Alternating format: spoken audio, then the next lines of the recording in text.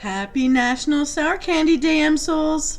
Historically, it was a licorice company that founded this event, challenging people to explore the various flavors of sour candies and experience that sour punch, that effect that jerks tears right out of your eyes. But we'll eat them anyways. You don't have to be a kid to appreciate a thing like this, and even better, adults can cook them up all by themselves. Did you know that there are 3 categories of sour candies?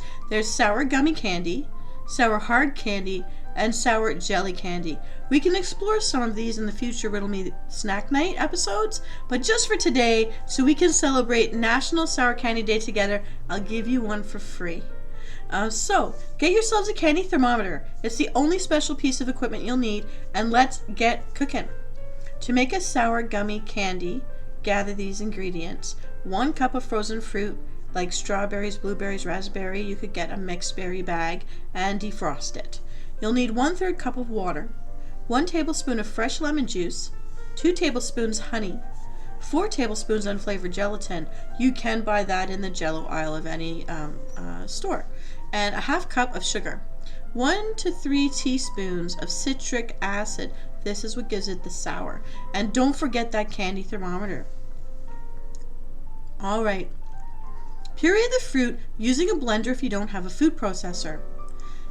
Then, heat the fruit, water, lemon juice, and honey to a simmer in a saucepan over medium-low heat.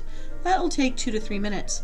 And stir with a whisk or a fork periodically to ensure the ingredients are well blended.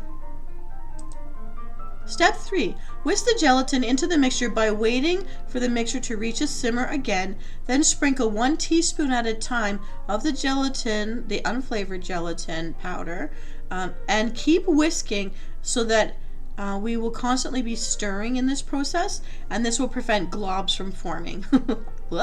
So, in step 4, return the mixture to a simmer and on medium to low heat, while continually stirring with that whisk or that fork.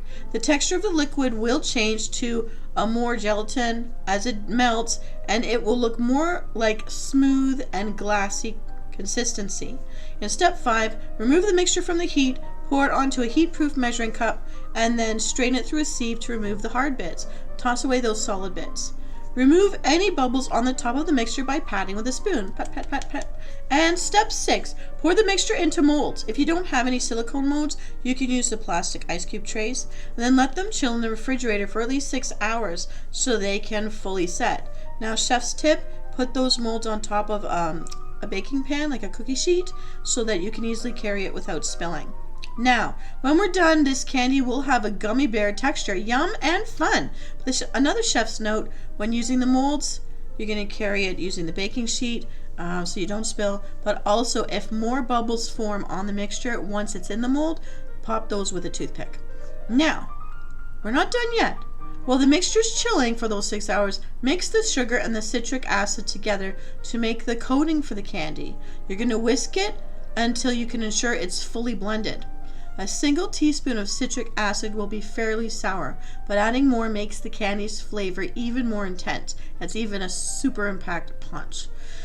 Start with a single teaspoon for the first time you do this recipe so that it's better to be safe and be able to enjoy the batch. Next step, at the 6-hour mark, unmold the candy and toss it into the sugar mixture. Ensure that they're coated on all sides. Finally, store the candy in an airtight container. It is ready to eat right away once you've coated it, but any leftovers need to be stored in an airtight container so they can last for you, and they'll stay fresh for about 3 to 4 days. Happy cooking, Msouls! Let me know in the comments below how they turned out. What is your favorite sour candy?